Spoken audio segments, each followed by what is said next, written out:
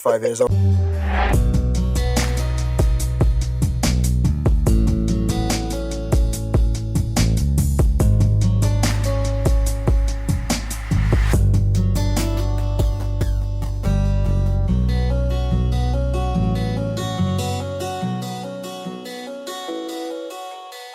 Ladies and gentlemen, theys and gamers, welcome to Creme de la Creator, the podcast that celebrates remarkable content creators and their communities. My name is Grant Alexander. Joining me as always is my co-host Mr. Jake Lane and a mystery guest. Mystery guest, would you care to introduce yourself? Hello, my name is Mark. Instagram Marco Miniverse. That is me. Welcome to the show. Welcome. Jake, how are you doing today? I'm doing very well. Just another Groundhog Day, really, isn't it? I've been kind of obsessing over The Office recently and just kind of rewatching all of that and thinking, yeah, I could be a manager. It looks pretty easy. That's a rabbit hole and a half to fall down. Yeah. Is it the US one that's recently been back on Netflix, or the UK Netflix? Yeah, it's the US version. I actually recently found out there's a watch along podcast for that as well. That Oh my goodness. Pam and Angela did. They're like best friends in real life, and they did a watch along podcast similar to the Fake Doctors Real Friends one. Sure.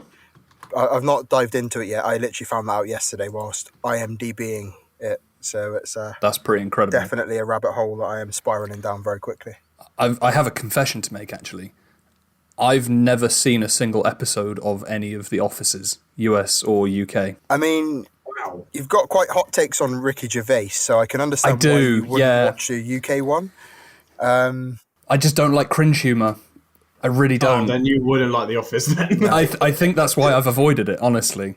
Especially the UK one, I think it is mainly cringe humour. That's the point of kind of the UK one. The US one kind of goes into more actual jokes and has some very emotional moments in it as well. But Yeah.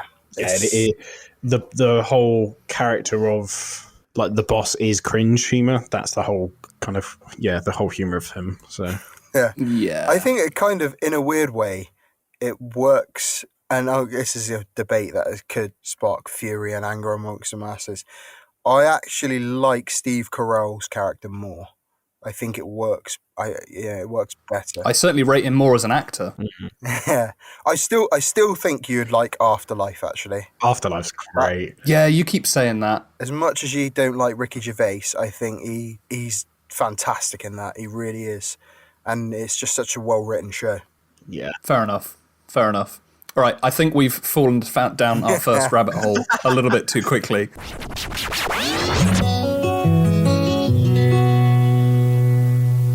For the benefit of the listeners, this episode is going to be a little bit different. Usually how it goes every week is that we each bring a creator to the table, Jake and I. This week, one has actually come to us through the nether and can say their own piece. So we're just going to do some honourable mentions towards the end. But what I really want to talk about is Mark's work. I would not describe it as work by any means. Well, you're talented as hell, dude, and that's why you're here. Too And kind. we also need to talk about everything to do with Star Wars. So please give us a little bit of a description about what you do. Do you know what? It's always such a tough thing to explain, but maybe not. I take pictures of toys for fun. To narrow it down simply, but it's recreating shots, creating your own little worlds and cinematography using action figures and techniques and everything else to then scale it so it doesn't look like it's an action figure and it looks like it's actually a scene from said film or TV show. For me, mainly being Star Wars. And And you do a fantastic job, I might just say, because obviously Jake and I, and obviously yourself, quite distinctive Star Wars fans, I think. Is that fair to say, gents? I dabble, yeah. We dabble. I think what you do is absolutely fantastic. You've not been doing this very long, is that right? since July. Well, Yeah. I've done miniature photography with like little tiny 1-inch scales that you usually get with, what are they called? Like train sets. You know, when you get like little tiny people for that. The like 30-second scale, that kind of thing. Yeah, so those type things. So I started off actually doing those and using them to create certain things outside. Can't remember how I got into it. Probably Pinterest. And yeah, so I went from that and then found kind of this whole Star Wars thing, and then sort of thought, why don't I try this with my Star Wars figures that I've got and see how this goes? And it's then going from like a 1-inch scale figure to a 6-inch scale figure, which is a lot easier as well. Yeah, your depth of field is a little bit kinder than 1 inch. Massively. But yeah, started doing that, and then started the Instagram account in July. So I was probably doing it for about 2 months prior as like quite a hobby, and then was taking all these pictures, and I thought I haven't got anywhere to put these, so started my Instagram, and it's been from there, and it's been amazing since then, to be fair. Awesome. Excellent. Great stuff. Obviously, you are a photographer. What work did you do before that? What kind of led into doing miniatures, and what piqued your interest with that? Do you know what? There's that little part of your brain as a kid that would like imagine things when you would get two figures together or make them fight or whatever. So it'd be stuff like that. And it was that part of my imagination clicked in being able to use these figures to make something, to make a scene, to make a story out of it. And especially when it comes to Star Wars figures, you know, you can put this scene together, and then you can kind of, in your head, you capture it and think, you know, maybe he's reporting this, or this is this log, or a battle on this planet, and you kind of put that all together, and that's what kind of makes you want to do it. Is you get an idea in your head or a scene in your head of what you want to do, or a story that you could be put together, and then you put all these figures in place and you capture that. And that's what drove me to do it, and that's what started it for me, was having that little bit in my brain that was like that little kid part of your brain, you know? Yeah. Yeah. No, absolutely. That's awesome. One of the things I've always admired as well, photography is, I am an awful photographer.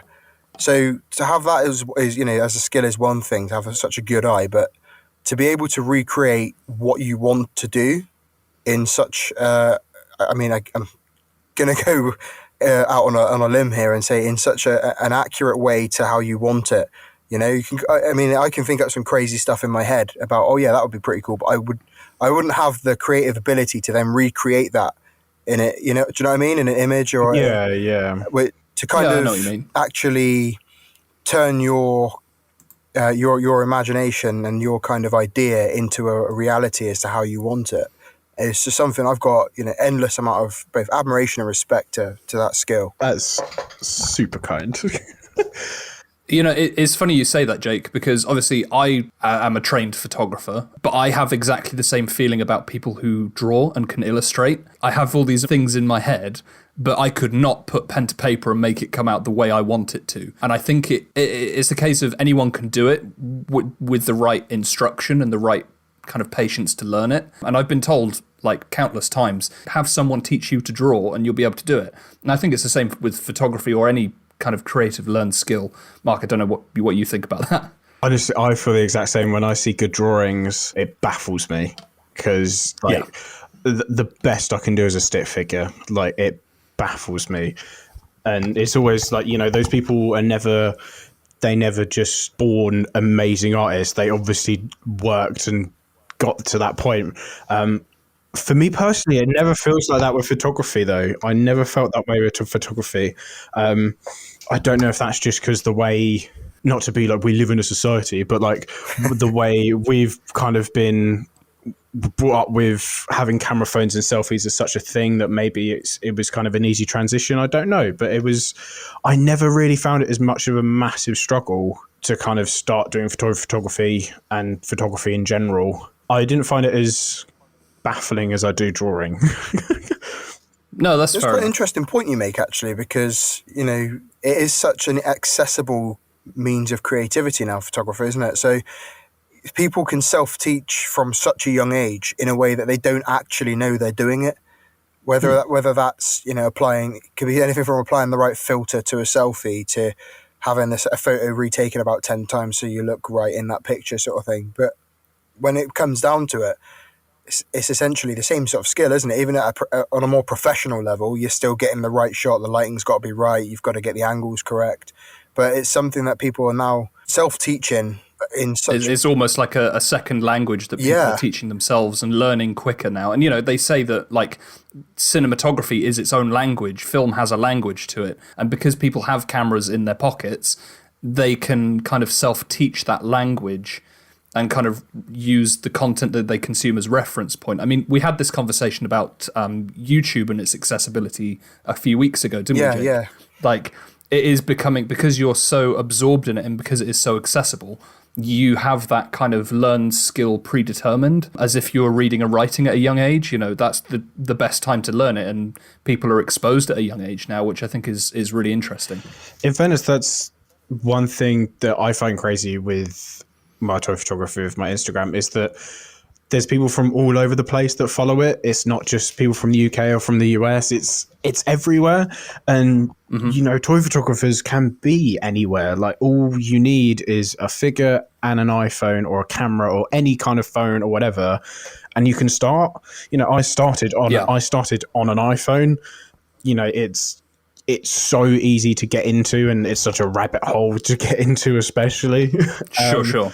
When it comes to, then you have new ideas, and then you think, oh, if I buy this figure, I can make this shot, and this would be really cool. And then you keep having that idea, and then you end up with 3 shelves full, and you're like, how have I got to this point? Why am I broke? Yeah. That's the same with a lot of hobbies, and I think you made fantastic use of the tools that you have, and then as you dive deeper into the passion. I mean, this podcast has been the same for me and Jake. Like, we don't have the most expensive setups in the world, but if we keep doing this for the next few years, investing in better microphones, proper sound booths, Jake's recording in his wardrobe. I have ambitions to move out of the wardrobe and into broader planes. Society. It's a Harry Potter style origin story, let's be honest, mate. Yeah, it is. And my acoustic phone cost me a bottle of wine from a colleague, so that's very true.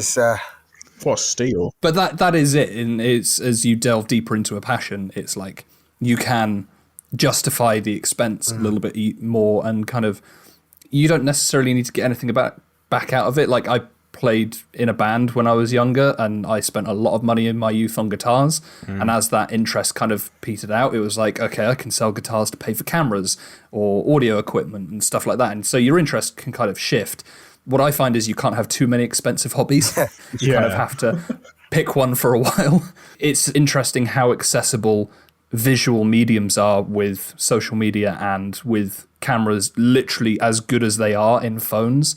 Like, I own a DSLR that is fairly inexpensive as a camera, and I would prefer to shoot with my phone 9 times out of 10. Unless I'm doing something professional grade, 9 times out of 10 I can get what I want out of my phone. So yeah, it's just a really accessible time for visual expression. And like you say, it transcends language, which is one thing we can't do as a podcast because we don't speak different languages, unless you count bits of Dothraki and Elvish.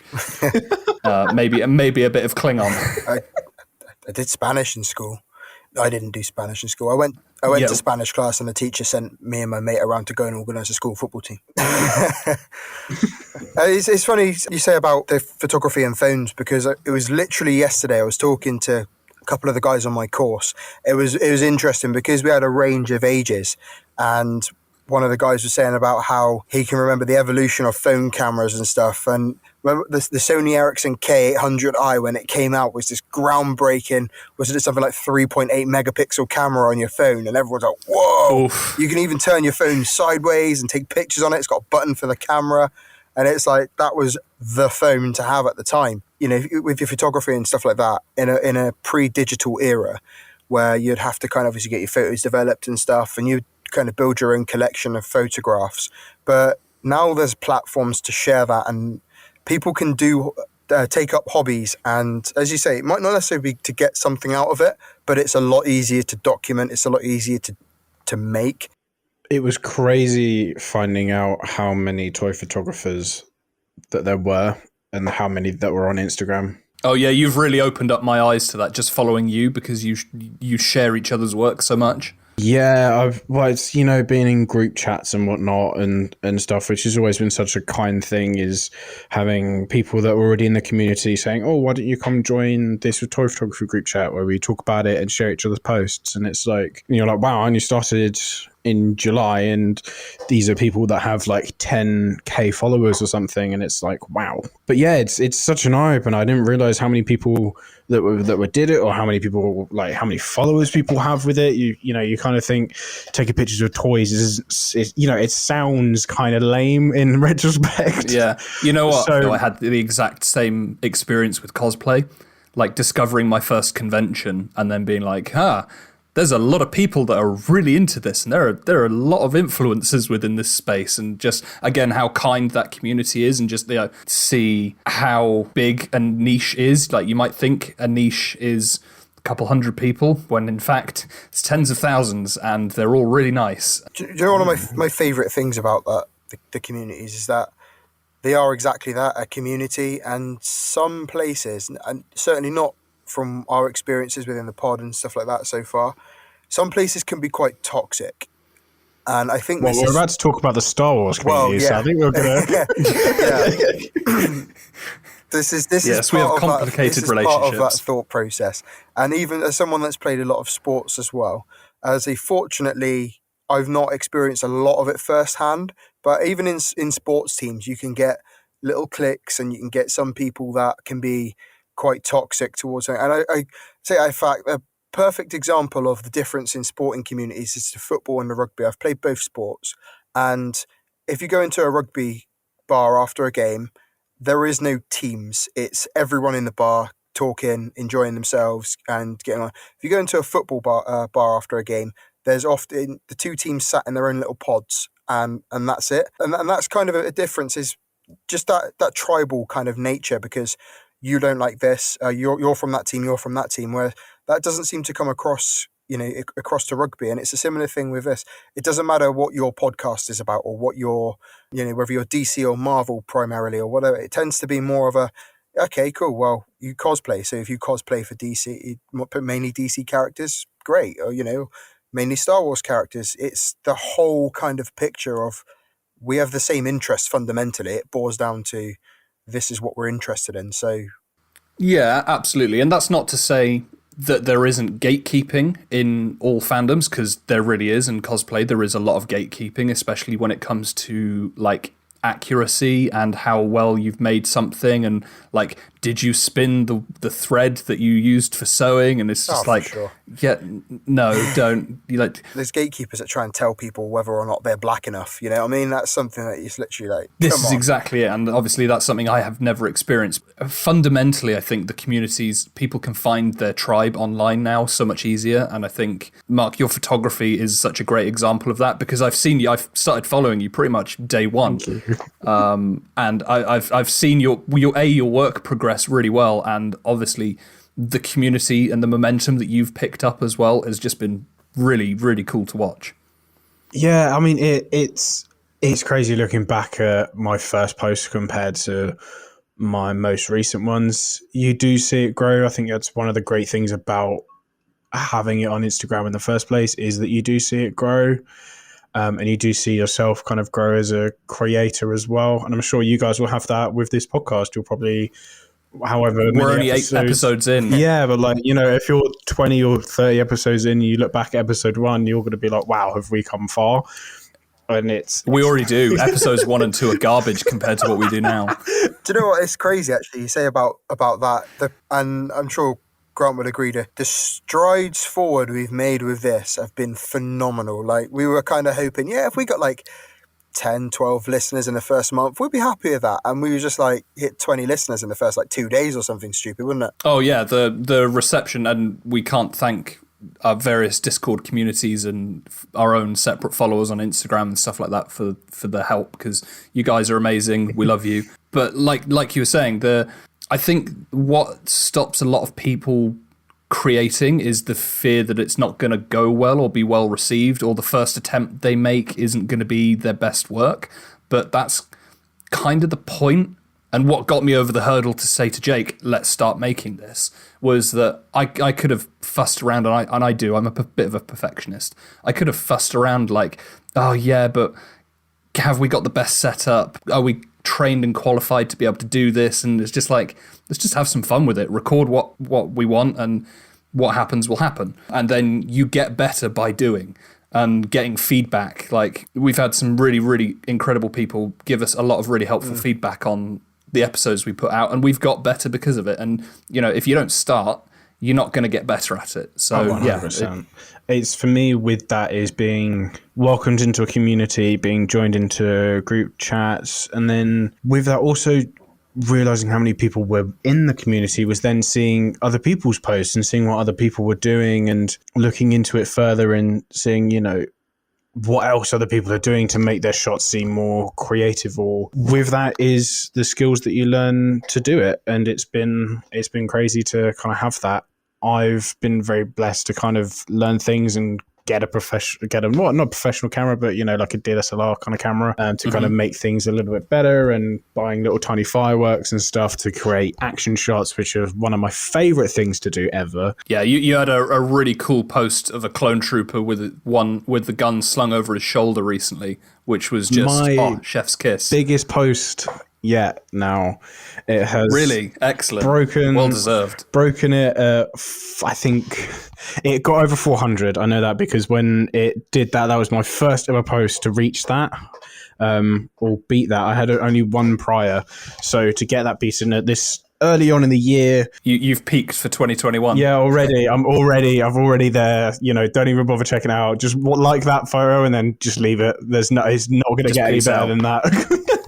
But it was crazy that kind of built up from there. And yeah, that's the biggest one so far. And would you say that being involved in the community and kind of seeing other people, do you get inspiration from other photographers, or do you kind of just let ideas kind of fester in your brain before you go out and do them? So with other creators, 100%, you always have other creators that will do an idea, or they'll use a certain figure in a certain pose, and you're like, that's good, I'm going to save that, that's a good one. A good one is Star Wars art and Star Wars fan art, and finding, usually on Pinterest to be fair, or, you know, Instagram or whatever, and you can see certain fan art and you think, do you know what, I could probably recreate that, or actually I could do something similar to that, or oh, I like that pose, that looks kind of badass, I'll see if I can do something similar with that. So that's been a massive help. And funnily enough, YouTube, there are certain toy photographer YouTubers out there. Like the guy that taught me kind of a lot was a YouTuber and kind of toy photographer, a guy called Sir Dork. Massive help for me. And he has YouTube tutorials on capturing explosions, editing out wires in toy photography. Sorry to break the illusion that they do just float sometimes. No, we use wires and edit them out in Photoshop. I respect the honesty. And he like uses certain posing and stuff and locations, and he was one of the big inspirations in starting with Star Wars toy photography, but also in explosive stuff, because he kind of showed, you know, what to do, how to angle it in a certain way. He was, you know, make sure you don't have the explosion in the shot, or make sure it's make eye level and stuff, so it doesn't seem like it's an actual figure, which was one of the biggest tips for toy photography. I'm sure it's probably kind of in photography as well, but, you know, have the camera at eye level. You know, so you don't want it to your subject. Yeah, and have it especially for figures. Ideally, you'd probably buy a small tripod for it. They look to scale, if that makes sense. You know, if you have them above, it's going to look like a bunch of toys on the ground. Yeah, absolutely. Obviously, in certain senses, you can probably get that to work. But, you know, in a lot of shots, if you keep it at eye level, it's gonna look like it's to scale. It's gonna look like it works. So, and yeah, as if it was a camera tracking through an action shot on a movie. Exactly. And I didn't really think of that. And then watching his videos where he has his camera at eye level and he uses explosives, he then multi-shots it and stuff like that. And I was then like, oh, but that seems so good. Why have I not thought of that? That's such a good idea of doing it. And then buying some miniature fireworks and lighting them, and then taking it from there, and to the point where now explosive shots are probably one of my favorite shots to take. I find it so much fun. And you always get comments of people being, how do you know it's not going to damage it or burn them? And the truth is you don't. You really don't. And if it does, you've got an injured stormtrooper. That's the thing, right? So that's the thing. So I've got a couple of stormtroopers that have hit some fireworks, have not had great experiences. But then it looks like they've been shot or burnt. And then when you can still continue to take shots with them, because it looks like they're already going through some kind of war scene or some kind of battle scene. Yeah, because you look at them and you're like, oh, he's already got this burnt. I've got figures that have like little burns on their shoulders or something from like when one little sparkle would like hit the plastic and it burnt it slightly. Yeah. But then it just looks like this little black dot, and unless you kind of really looked in or focused on it, but half the time it looks like some kind of bullets just bounced off or gone past, and that works more with the shot. Yeah, I mean, Warhammer painters spend years perfecting the art of weathering and battle hardening their troops. You do it using explosives. It's that and shoe polish. Oh, fair enough. You can use brown and black shoe polish. Like use brown shoe polish and then like wipe it all over the figure, then clean it off, then do it again, and then use black, and then you kind of do it about 3-4 times. Again, this is this Sir Dork guy who put this tutorial on it, and I was like, that's genius. Why don't I ever think of that? Nice. And it then kind of makes them look a bit kind of brownish and slightly weathered and slightly kind of muddy looking, which if you then make a trenches scene, kind of works, which is always something that seems weird, is that I'm in the garden patch or whatever in my garden, I'll get a spade out and I'll like dig up a trench in the garden, and my parents are like, what are you doing? And I'm like looking at myself from like a third, like from above, thinking I've just built a trench and I'm putting some plastic toys in it to take photos of, and I'm like, this does seem weird from any other's side of you. Any worried looks from the neighbours? Yeah, but then in my head I'm thinking, I've got this really great trench war shot, it's going to really look cool.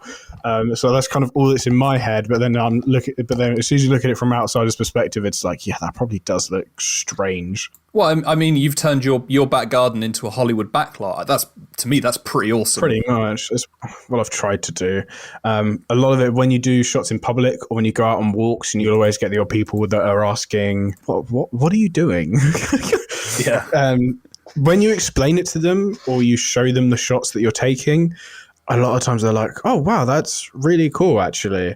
And you're like, yeah, I'm not, it's like, yes, I am just here playing with toys on the beach. But, with the way I've got the camera and stuff, if you looked at this photo, actually, you would slightly think this is Tatooine. You wouldn't actually think this is my local beach. So I can't, and stuff like that. It's how you play with it with the camera. But a lot of people, if you do it in public, a lot of people will stop and be like, question what you are doing, because it does look strange. I'm minding my business. What are you doing? Especially kids. Oh my God, kids love it. It's so funny when kids come over and they see what you're doing and they think they just see toys, and obviously kids are like, oh, toys in the pub. So when they then see that you're doing that, and then they're like, why are you taking pictures of it? And then when you show them the picture and they're like, that's that toy, and I'm like, yeah, that's that toy. They're like, oh, that's so cool. And it's just like, you say to the kid, and you're like, if you've got a camera at home, yeah. Have you got some figures? Yeah. Go do it. Go enjoy yourself. Yeah. Go take photos. And you might have inspired the next director of a Star Wars film, like years from now. Give me a shout out and be like, yeah, I'm going to shout out to Marco Miniverse inspired me when I was 5 years old on the beach. Yeah, you're going to be in an Oscars speech, mate. Looking forward to it. I'm waiting on that.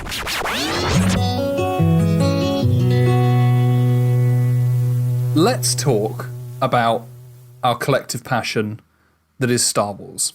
Because I think it merits discussion at this point. Probably, yeah. Obviously, Star Wars is this big cultural thing that if you haven't heard of... I honestly can't fathom a scenario where someone hasn't heard of Star Wars. It's part of the human experience now, I think, is fair to say. Maybe if they've been on Mars forever.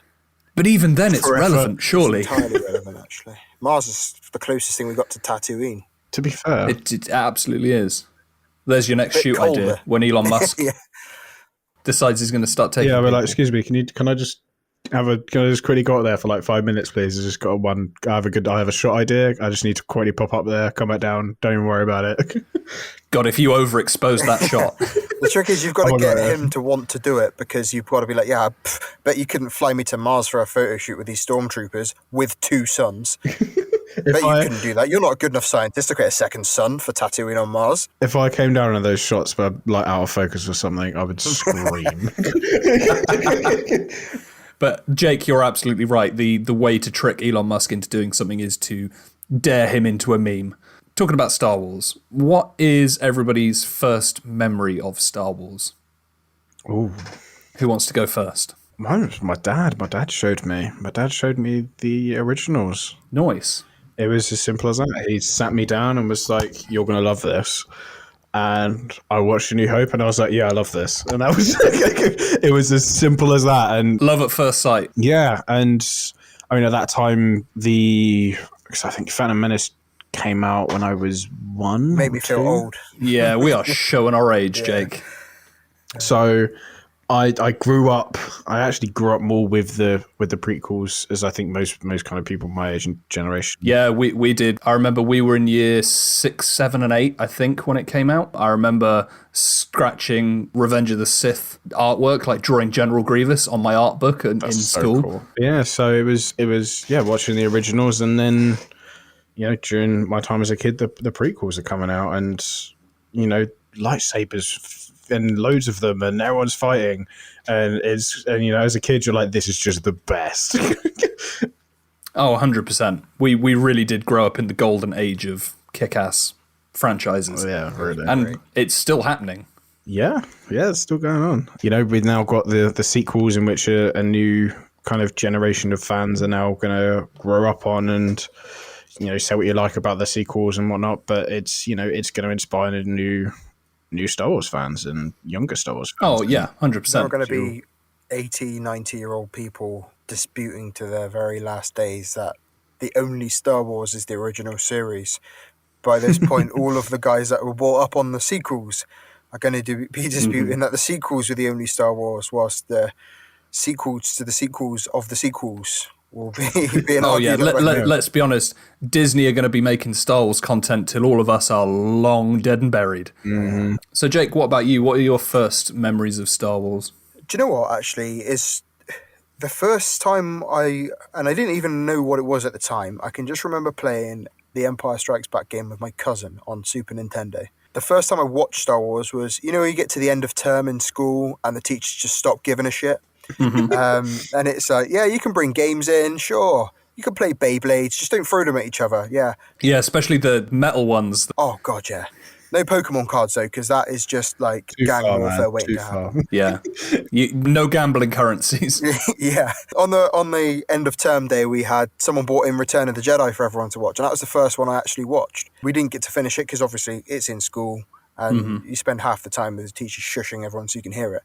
We went over to his after school and watched it, and I was like, oh, that's cool. And then his mum was like, oh, yeah, there's 3 films. You can borrow them if you like on video. So he's like, yeah, okay. Came back and watched. Aww. Ended up watching all 3. And I was like, this is awesome. And then when Phantom Menace came out, it was like...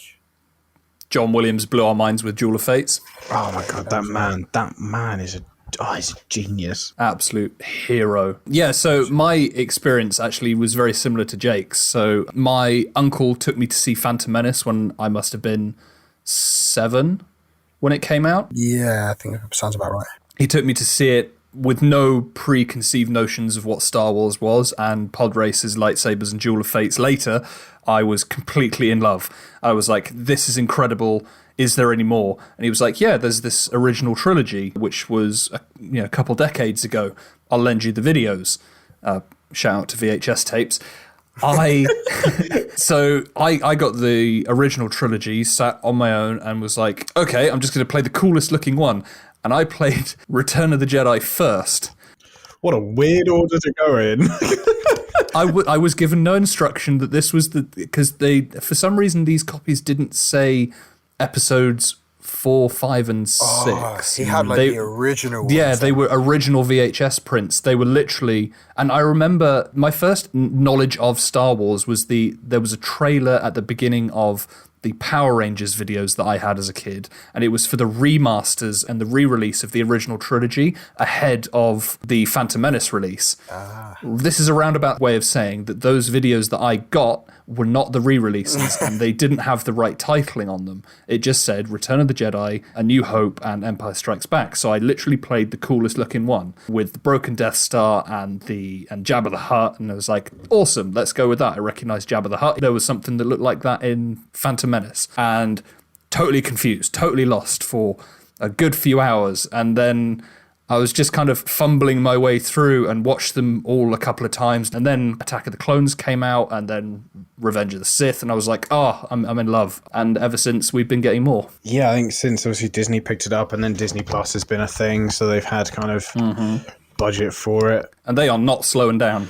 No, they are really not. Obviously, they will make another trilogy. They did kind of like confirm that there was another trilogy, and they were saying it was going to be, is it Rian Johnson's? Yes. I am all in for that. He still says he'll do it, but he's just got other stuff to do first. But I think that, you gravitate to the ones that you experience as a kid because they make you feel like a kid, and everyone loves nostalgia. But it's interesting because I know that you do a lot of like photography with The Mandalorian, and that is something that you've experienced as an adult. So where does the like stuff like The Mandalorian fit with your experience of the sequel trilogy? I mean, The Mandalorian really, really lit my love for Star Wars. I think it did a lot of people.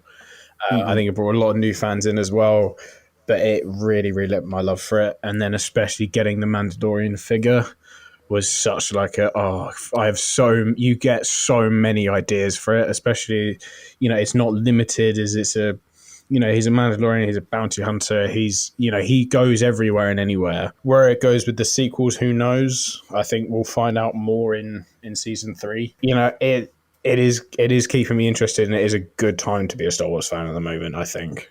Yeah, 100%. Definitely.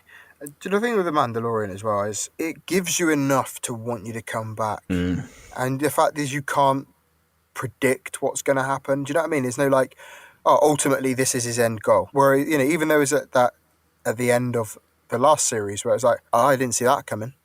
Oh man, the ending of season 2 was just phenomenal. Mark, you and I were talking about this before we started recording. I had the ending spoiled by TikTok, and I was so angry.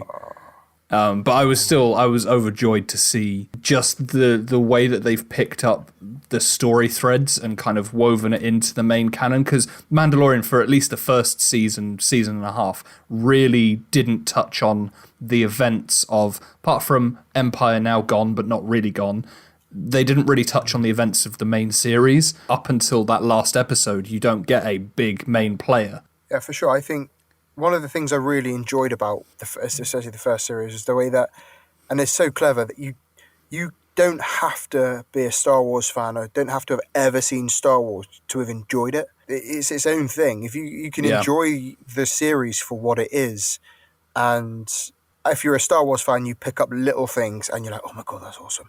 Oh, they've put that in. Oh, that's awesome. I mean, it's really interesting, the conversations I have with my parents, because my stepdad is a huge Star Wars fan. He paints a lot of like Airfix kits from Star Wars. He's got like snow speeder dioramas and stuff like that. Mark, you really love him.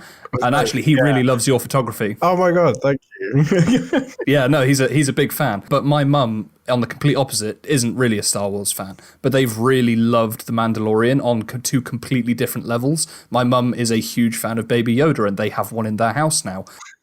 Yeah, it's good for casual viewers and people that just stumble upon it on Disney Plus. They'll get pretty much a good idea of what's going on. And then you've got Star Wars fans that will see all the small little Easter eggs, or if a certain character means a lot, or a certain object or something will mean a lot. But, if you're watching it casually, you're still going to be like, you'll still follow the story. You're still going to get it. It's still a great young cub, lone wolf kind of samurai story, I guess. Speaking of, actually, the news that Pedro Pascal has been cast as the lead in The Last of Us on HBO, I think is a pretty perfect casting given his previous experience traveling across long distances with a smaller organism with special blood. I think there are some parallels to be drawn there. One or two. Have you seen the fan art people have made? Have you seen it? I haven't, no. Is it good? Oh my god, the fan art people are doing. I'll send it to both of you now, just so you know vaguely what I'm on about. But after that, you think, there's not a better cast for this. Oh my god. Mm-hmm. I'm looking at this now. That is pretty spot on. So after seeing some fan art of it, I'm fully on board with this idea. Yeah. I'm fully on board with this casting now. For the benefit of Mark and the listeners, Jake got a very quick crash course in The Last of Us lore today. I watched the video you sent me, and to be fair, even just from watching the kind of catch up on that, I was like, yeah, I dig it.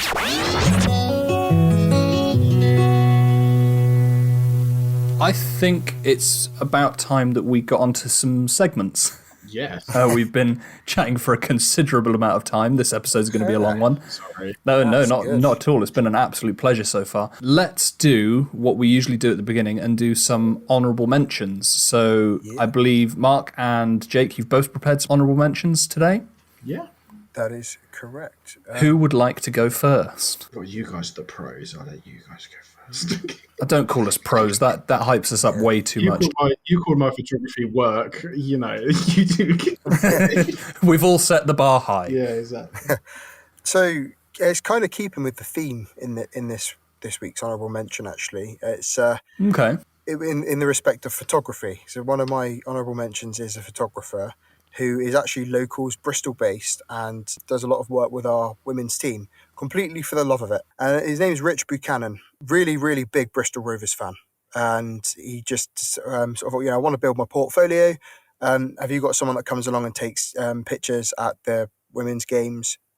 And that's, he comes along, gives his Sunday up and does that home and away.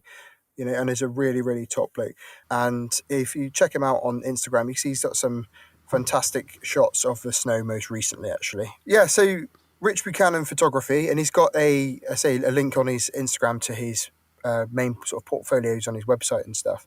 And he does everything from the standard kind of like portraits and weddings and things like that, but also wildlife photos. And there's some really awesome long exposure shots in Bristol city centre. But I thought it would be nice to kind of give Rich a shout out. And he's a really, really nice bloke too. Yeah, I'm just looking through his shots. They look really, really cool. Yeah, I mean, some of the best ones are on his, if you jump onto his sort of website, portfolio, some really awesome shots of like the suspension bridge and things like that. But it's something that I don't think I appreciate enough, or maybe it's just he sells me dreams because he takes the shots so well, is actually living in Bristol at night can be really quite picturesque. Mm-hmm. You can often forget that. And I know, obviously, living in Cornwall, you get some phenomenal scenery anyway. But it can often go overlooked in the city that, despite the fact that it is a bit more hustle and bustle, you can get some pretty decent shots and appreciate your surroundings. So that's something I could do more of. So. Oh, that's really heartwarming.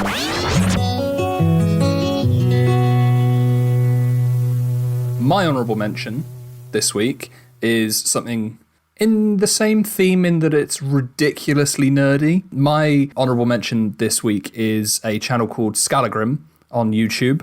It's a Canadian-based YouTube channel just south of 1.5 million subscribers. Been going for a few years now, focused mainly on historical arms and armour.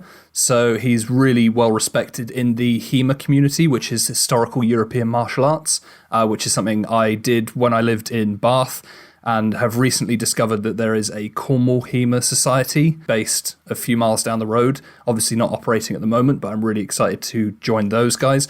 This is basically, if you think of fencing using rapiers, this is fencing with long swords, as if you were in Game of Thrones. I really want to get back into it, so I've been watching his content. He does like instructional videos, sparring guides, historical breakdowns of different weapon types, which I find really interesting. And he also does like breakdowns of film, TV, and video game like accuracy in terms of like combat, weapon design, that kind of thing. Long story short, the Lord of the Rings weapons are all completely feasible and very well designed, very well thought out, but we know that because they were designed by an actual swordsmith. Nice. Wow. And yeah, so I basically discovered his content through a video that he did called How to Get Into Practicing Historical Martial Arts at Home. And yeah, I just thought I'd give that channel a shout out because I've been consuming pretty much nothing but for the past week. Awesome. So you turning the garage into an armory now? Hey, we talked about putting a forge in. Yeah, that's true. That'd be really cool, though. You should definitely do that. Funnily enough, and I think I've talked about him on the podcast before, but one of the most famous film armor smiths lives in Cornwall, and I've had the pleasure of meeting him at local conventions. He did armor he designed Arnie's suit from the Batman film. Wow. The Mr. Freeze suit was his design and his build, so I've seen that in person. This guy called Terry English, and he's absolutely fantastic armor smith. And Adam Savage of Mythbusters and Tested, who I've mentioned definitely on the podcast before, came down to Cornwall and did an armor making series with him. And so I'm very tempted to reach out and say, hey, got any tips? Can I kind of shadow you, become a bit of an apprentice? That'd be pretty awesome. I basically want to live in a Ren fair, which, who can blame a guy? Dude, it's all going south very quickly. I need to kit myself out. Yeah. Mark, have you got an honourable mention for us? I do, and it's also a YouTuber. Nice. Maybe a more basic one, but it's just a channel that's been helping my boredom throughout this lockdown. And that's the lovely, wholesome gamer boy, Markiplier. Hey, we love Marky Moo. I'm big fan of him. Yes. I discovered him through, I think, a lot of subscribers through his Five Nights at Freddy's stuff way back when, which was, I realised was in 2015, and that blew me away that was that long ago. That we're all getting old. Yeah. That time is consuming us all. Yeah. Yeah, thanks for that one. It's funny you should mention, Mark. We've recently been watching in the evenings Mark, Bob, and Wade play Raft. Oh my god, same. Back to front in literally the last couple of weeks, and so good. Jake, I'm going to start sending you links to Mark's videos. Yeah, I used to watch these videos. You just find other channels, and then you binge watch those channels, and then you find other channels, you binge watch those, you forget kind of other channels. Sometimes that's just the YouTube rabbit hole that it is. But obviously, I stay subscribed to him, and yeah, he just popped up my feed, a recommended video of a 3 scary games video, and then kind of just binge watched from there. I watched all the scary games videos, watched some old classics as well. The videos that he does with Bob and Wade. Wade is Lord Minion. Lord Minion and Muskrim. Muskrim. I never know how to pronounce Bob's channel. No, me neither. Just Bob and Wade. He's great though. Jake, I've got a lot of videos to send you. I actually started playing the game The Forest. Oh yeah. Throughout lockdown with my cousin, and I saw that he's done a series on it, so I started binge watching that, and then that led me on to The Raft as well. Nice. And I think those three, when they play games, the chemistry just bounces off each other. They're so funny as a duo, as a trio. And then there's that, I can't remember the name of the game, there's that ghost hunting game. Phasmophobia. Yeah, which he does with Jacksepticeye as well as Bob and Wade. Which I'm a big fan of Jack as well. Yeah, we're big fans of Jack and Game Grumps and all that crew. I was going to choose Game Grumps, but you've already talked about them before. So I'm sorry, I jumped the gun. So never have too much Game Grumps. So true, though. Yeah, it's really funny you should say that, and actually talking about that same kind of group of people. Amelia, my fiance, and I have been watching a lot of Gabs Smulders, which is Jacksepticeye's other half. And she's been streaming Stardew Valley for the last couple of months and putting out 3-4 hour episodes at a time. That's what we've been watching in the mornings when we eat breakfast, every day, to the point where I actually ended up caving, and as part of Amelia's Valentine's Day present, we bought Stardew Valley, and we've been playing it obsessively. Great game. Absolutely fantastic game, really chilled, really lovely. And yeah, so we've been consuming that. Again, it's kind of, you run out of shows to watch, there's this endless stream of content coming at you, and we can't keep up with it, and it's great. Yeah, and I think Netflix and Amazon Prime, Disney Plus, and everything else, there is a limitation on shows, and with the current global situation, you can't go out and produce new shows, or some people don't feel comfortable with it. It's so they can't pump out a lot of new content. But YouTubers can, because especially gaming YouTubers like Markiplier, because they still have content. So it's always something that I've been a big fan for a long time, and have kind of recently rekindled that love. Excellent.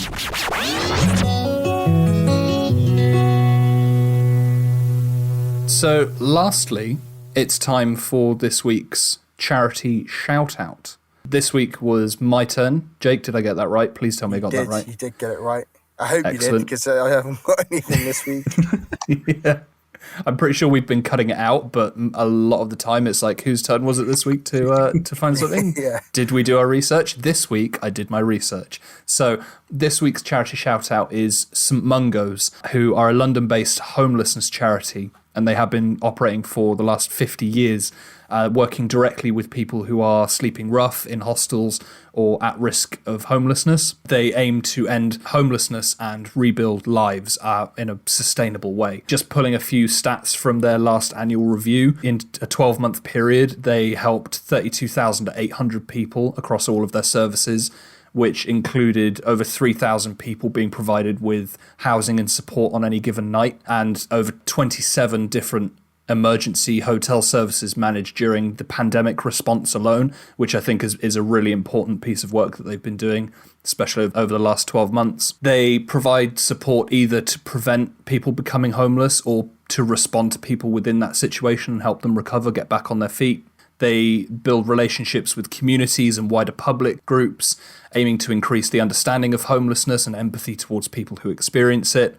They advocate for big policy changes within local and national government, combining their voices with the experiences that they have with what works to help them get out of that situation. They've done some absolutely fantastic work, and I found them through an Instagram ad of all things and just kind of fell down the rabbit hole of what they've been doing in the pandemic, and they've been really great support for a lot of people who need it. Awesome. Probably my favourite segment is the charity one, because there's so many things that you don't hear about all the time. As much as obviously I love all the creators we bring to the table, I think it's really grounding to kind of hear. End on a good note. Yeah, definitely. It's kind of what we said at the original sort of start when let's do a good news segment, and that turned into, hang on, let's give a charity a shout out here, because there are lots doing really, really great work. Especially at the moment. Yeah, exactly. When people really need it most. For sure.